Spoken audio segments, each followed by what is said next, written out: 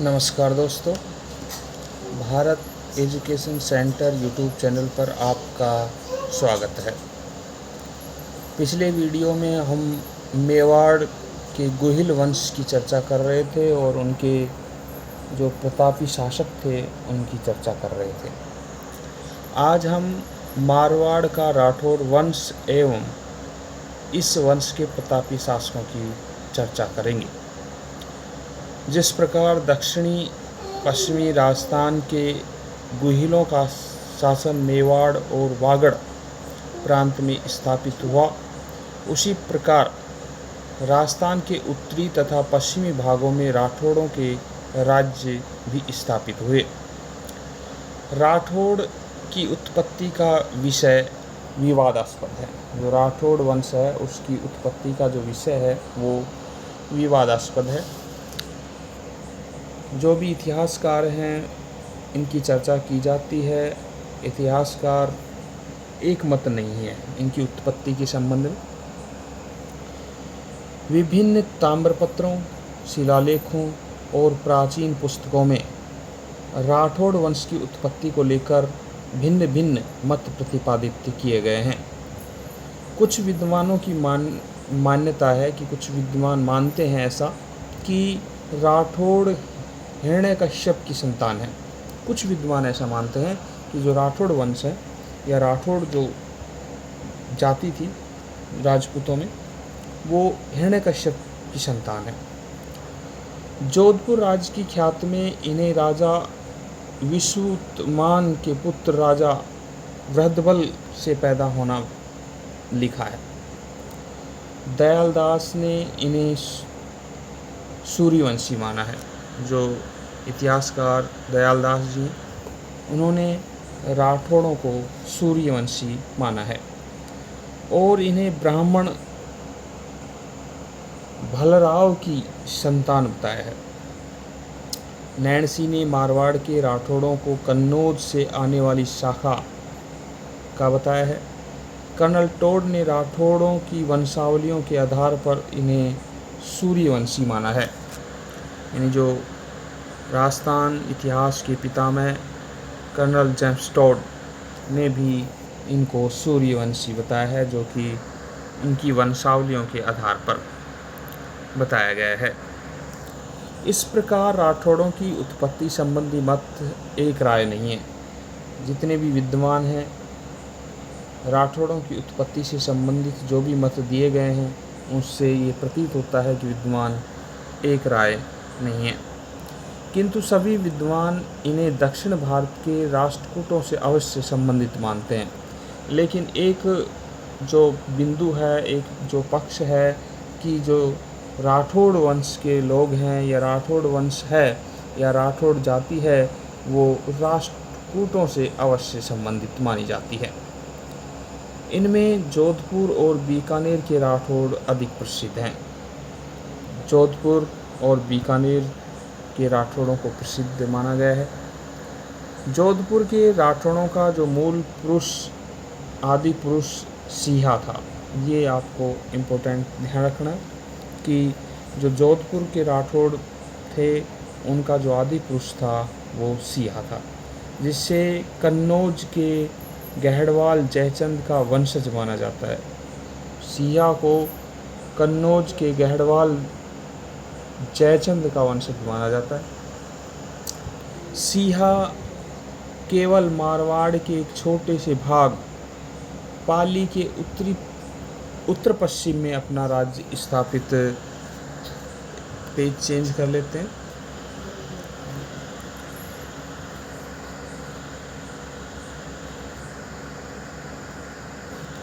देखिए, कर पाया।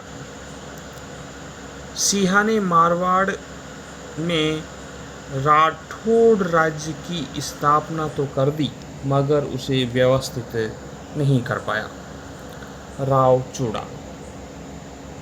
चूड़ा का कार्यकाल 1394 से 1423 रहा। अपने साहस और कूटनीति से राव चूड़ा ने मंडोर पर अधिकार कर लिया। इसने मंडोर को राठौड़ों की राजधानी बनाया। मंडोर पर अधिकार के बाद उसने आसपास के क्षेत्रों जैसे खाटू, डीडवाना, सांबर, अजमेर, नाडोल आदि पर भी अधिकार कर लिया। पूगल के भाटियों द्वारा यह धोखे से 1523 में मारा गया। यानी जो पूगल के भाटी वंश के लोग थे, भाटी वंश के राजा थे, उन्होंने 1423 में इन्हें धोखे से मार दिया। उसकी पत्नी चांद कौर ने चांद बावड़ी जोधपुर का निर्माण करवाया। महत्वपूर्ण फैक्ट है, फिर से देख लेते हैं एक बार।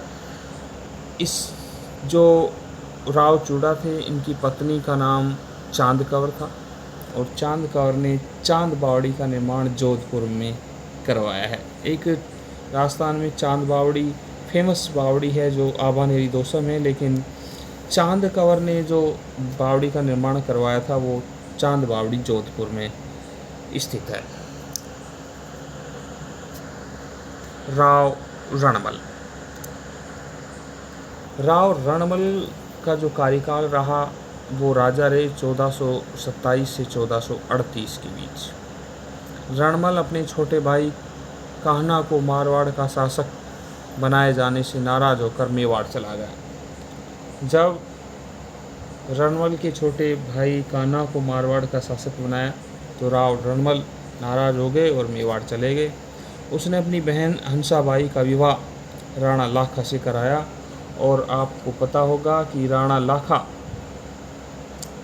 के पुत्र राव चूड़ा के लिए ये रिश्ता गया था, लेकिन किसी कारणवश राव रणमल ने ये शर्त रख दी कि अगर राणा खुद मेरी बहन से शादी करना चाहते हैं तो मेरी बहन का पुत्र राजा बनेगा।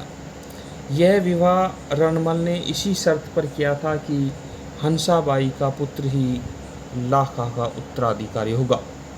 अपने भांजे मोकल के मेवाड़ महाराणा बनने पर मेवाड़ प्रशासन में रणमल का प्रभाव बढ़ गया।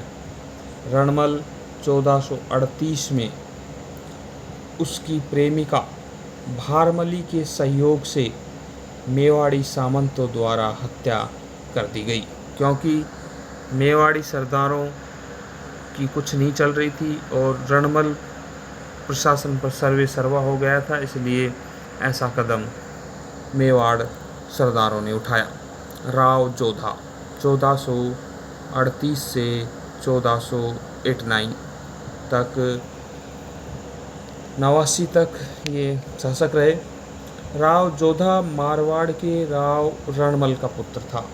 जो राव रणमल थे उनका पुत्र राव जोधा थे, जो कि राठौड़ वंश का एक प्रतापी शासक हुआ करता था। 1438 में चित्तौड़ में रणमल की हत्या होने के बाद उसने जंगलों में रहकर अपनी शक्ति को संगठित किया, क्योंकि ये भी अपने पिता के साथ मेवाड़ में ही थे, लेकिन मेवाड़ में इनके पिता रणमल की हत्या कर दी गई तो ये वहाँ से कूच करके जंगलों में निवास करने लगे और अपनी सैनिक शक्ति को बढ़ाने लगे। 1453 ईस्वी में वह मंडोर जीतने में सफल रहे। उसने मेवाड़ से सुलह करने के लिए अपनी पुत्री का विवाह मेवाड़ी राजकुमार रायमल से कर दिया। उन्होंने 1459 में जोधपुर नगर बसाया।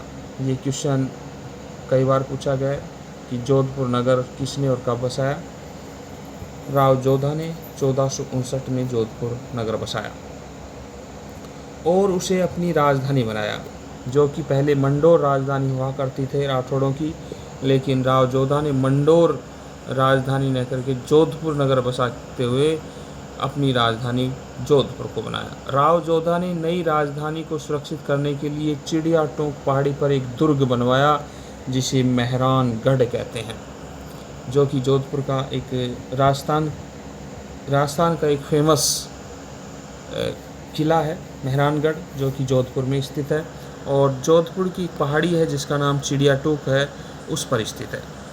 राव जोधा ने दिल्ली के सुल्तान बहलोल लोदी की एक सेना को परास्त करके प्रतिष्ठा प्राप्त की थी।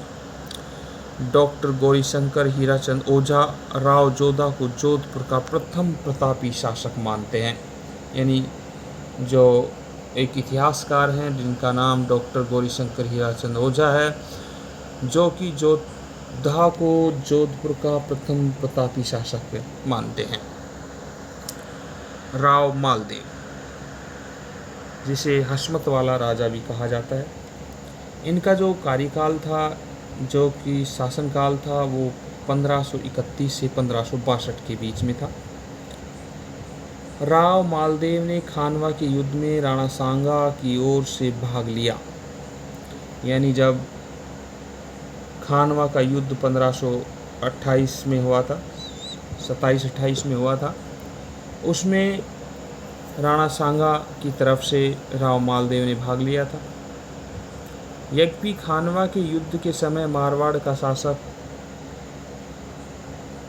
इसका पिता राव गांगा था। राव मालदेव के पिता का नाम राव गांगा था, जो कि उस समय मारवाड़ के शासक थे और अपने पुत्र मालदेव को राणा सांगा की तरफ से युद्ध करने के लिए भेजा था। इसने 1532 में बहादुर शाह के मेवाड़ पर आक्रमण के दौरान राणा विक्रमादित्य की सहायता की थी। जब 1532 में बहादुर शाह द्वारा मेवाड़ पर आक्रमण किया गया, उस दौरान राव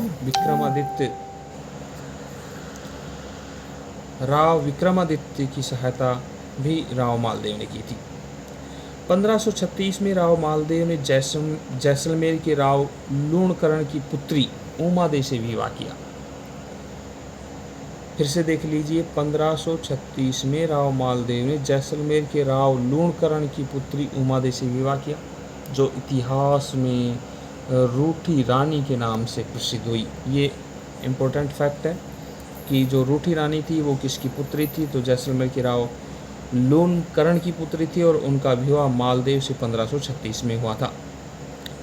इस घटना का कारण यह था कि मालदेव का ससुर व उमादे का पिता राव लूणकरण मालदेव की हत्या करना चाहता था। इसकी सूचना मालदेव की सास ने मालदेव को भिजवा दी। इस घटना के बाद मालदेव व उमादे के संबंध बिगड़ गए। वह रूठकर अजमेर के तारागढ़ में रही, लंबे समय तक तारागढ़ में रही। वह इतिहास में रूठी रानी के नाम से प्रसिद्ध हुई। मालदेव ने मेवाड़ के वीरमदेव और बीकानेर के राव जैतसी पर आक्रमण कर 1542 ईस्वी में उनके राज्यों पर अधिकार कर लिया। वीरमदेव व राव जैतसी शेरशाह की शरण में चले गए, जो शेरशाह सूरी सल्तनत के राजा थे। 1539 व 1540 में शेरशाह के हाथों पराजित होकर हुमायूं दर दर भटक रहा था, तो मालदेव ने हुमायूं को सहायता का संदेश भेजा, क्योंकि मालदेव जानता था कि हुमायूं की पूर्ण पराजय के पश्चात शेरशाह का अगला शिकार स्वयं मालदेव ही होगा। 1543-44 में मालदेव को शेरशाह सूरी के आक्रमण का सामना करना पड़ा। शेरशाह धूर्तता ने मालदेव और उसके सेनापतियों के बीच अविश्वास उत्पन्न कर दिया, जिससे मालदेव ने मैदान छोड़ दिया। मगर उसके सेनापति जैता और कूपा ने जनवरी 1544 में ग्रीसुमेल में शेरशाह से युद्ध किया।